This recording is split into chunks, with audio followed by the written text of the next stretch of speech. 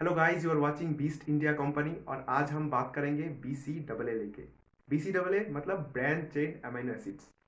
आप जब जिम जाते हैं और देखते हैं बहुत सारे लोग बहुत सारे कलर्ड रंग बिरंगे पानी पीते हैं, वही है BCAA। जोक्स अपार्ट, BCAA क्या है, BCAA कैसे काम करता है, BCAA आपको चाहिए या नहीं चाहिए, BCAA रिलेटेड मिथ्स, फैक्ट्स, ये सब मैं बताऊंगा with the help of science. तो वीडियो को लास्ट तक देखिए, चैनल को सब्सक्राइब कीजिए। एमिनो एसिड्स हमारे मसल और प्रोटीन के बिल्डिंग ब्लॉक्स है। अब हमारे बॉडी में 20 एमिनो एसिड्स है, ये आप सबको पता है। उनमें से 11 एमिनो एसिड्स बॉडी प्रोड्यूस करता है और बाकी 9 सप्लीमेंट या डाइट के थ्रू हमें लेना पड़ता है। अब ये 9 जो एसेंशियल एमिनो एसिड्स हैं, ज़्यादातर एमिनो एसिड्स लीवर में कैटेगराइज हो जाता है, पर इनमें से 3 ऐसे एमिनो एसिड्स हैं जो मसल में जाके ऑक्सीडाइज होता है और मसल प्रोटीन सिंथेसिस में हेल्प करता है, मतलब मसल बिल्डिंग में आपको हेल्प करता है। ये 3 है लुसीन, आइसोलुसीन और वेलिन। ये 3 मिलाकर BCAA बनता है। BCAA कैसे काम करता है देखिए, ये 3 जो एमिनो एसिड्स के बारे में मैंने बताया, इनमें से लुसीन सबसे इंपॉर्टेंट है। ये एमटोर को एक्टिवेट करता है। अभी एमटोर एक्टिवेट होने से आपके मसल प्रोटीन सिंथेसिस बढ़ जाएगा। ये HMB में मेटाबोलाइज हो जाता है और आपके मसल प्रोटीन ब्रेकडाउन भी कम होने लगता है। मतलब मसल प्रोटीन सिंथेसिस बढ़ गया, मसल प्रोटीन ब्रेकडाउन कम हो गया, मतलब नीट मसल जो आप बिल्ड करते हैं वो ज़्यादा हो जाएगा। क्योंकि हमारे जो एनाबॉलिक स्टेट है, मतलब मसल बिल्डिंग के जो क्वांटिटी है, वो basically muscle protein synthesis minus muscle protein breakdown है। अब आइसोलुसिन क्या काम करता है? आइसोलुसिन इज बेसिकली लुसिन लाइट। ये लुसिन जो करता है वही करता है, बट उसके साथ इसका एक यूनिक फीचर है, वो है ये बॉडी में ग्लूकोज अपटेक बढ़ा देता है। और आप जब एक्सरसाइज करते हैं तो ग्लूकोज को मिमिक करता है, आपको एनर्जी ज़्यादा मिलता है। एनर्जी ज़्यादा मिलने से आपका एक्सरसाइज भी बेटर होता है ऑब्वियसली। तो और तीसरा आता है वैलिन। वैलिन बहुत लोग ये सोचते हैं कि वैलिन उतना इंपॉर्टेंट नहीं है, यूजलेस है, बट नहीं। वैलिन एक बहुत ही यूनिक काम करता है।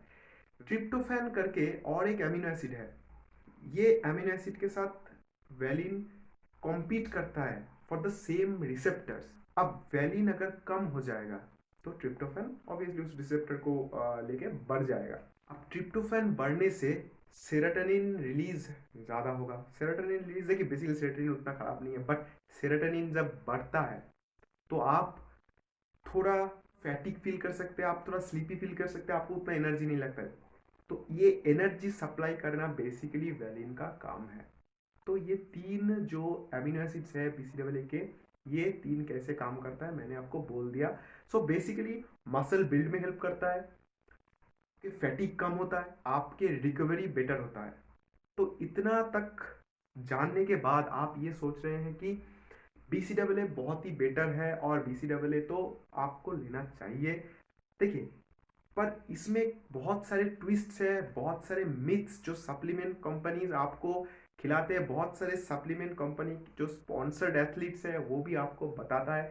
तो वो मिथ्स आज मैं दूर कर दूंगा। देखिए, BCAA हम दोनों टाइम पे लेते हैं बेसिकली। एक है इंट्रा वर्कआउट के टाइम पे और एक है आपके फास्टेड एक्सरसाइज या फास्टेड कार्डियो के टाइम पे आप लेते हैं। फास्टेड कार्डियो या फास्टेड एक्सरसाइज में आप सोचते हैं कि BCAA is very important to keep your anabolic state, मतलब मसल बिल्डिंग हो और मसल लॉस ना हो, ये दिमाग में रख के ही आप BCAA ले रहे हैं। पर एक चीज बहुत गलत है इसमें, BCAA is not a zero calorie supplement. Claim करते हैं जीरो कैलोरी है, पर जीरो कैलोरी नहीं है। 10 ग्राम्स ऑफ BCAA में 40 कैलोरीज रहता है, 40 to 50 calories, which is not zero obviously. और उसके साथ साथ ये ग्लूकोज को मिमिक करता है। तो दो चांसेस है इधर। एक है आपके जो फास्टेड स्टेट है वो टूट सकता है, टूट जाएगा। अगर आप कीटो डाइट पे हैं तो आप BCAA को अवॉइड करना होगा, क्योंकि ये ग्लूकोज को मिमिक करेगा। पर इससे भी इंपॉर्टेंट एक चीज है, 2008 में एक स्टडी में ये पाया गया कि आपके मसल प्रोटीन सिंथेसिस के लिए और ओवरऑल नेट एनाबॉलिक स्टेट वजह रखने के लिए आपको 9 एसेंशियल एमिनो एसिड्स ही चाहिए। बस 3 एसेंशियल एमिनो एसिड्स, चाहे वो जितना भी इफेक्टिव क्यों ना हो, आपको प्रॉपर एनाबॉलिक स्टेट नहीं दे सकता है। क्यों? क्योंकि जब मसल प्रोटीन सिंथेसिस होता है, जब आप ये 3 एसेंशियल एमिनो एसिड्स लेते हैं, लुसीन, आइसोलेसिन एंड वेलिन, तो बाकी के जो 6 एसेंशियल एमिनो एसिड्स है, ये मसल प्रोटीन ब्रेकडाउन के थ्रू बनता है। तो मतलब बेसिकली क्या हुआ कि आप ये 3 एसेंशियल एमिनो एसिड्स लेने के वजह से आपके ओवरऑल एनाबॉलिक स्टेट टूट सकता है। और एक स्टडीज में ये पाया गया, जब आप BCAA ले रहे हैं तो आपके ओवरऑल मसल प्रोटीन सिंथेसिस और मसल प्रोटीन ब्रेकडाउन दोनों ही कम हो जाता है। सप्लीमेंट कंपनीज बेसिकली आधा सच आपको बोलता है, आधा झूठ बोलता है। आपको वो बोल रहा है कि मसल प्रोटीन ब्रेकडाउन आपका कम कर देगा, हाँ वो सही है, पर उसके साथ साथ मसल प्रोटीन जो सिंथेसिस है वो भी कम हो गया। ओवरऑल जो नेट एनाबॉलिक स्टेट है, नेट मसल जो आप गेन करते हैं, वो कम हो गया। तो फायदा क्या है? कुछ फायदा नहीं है।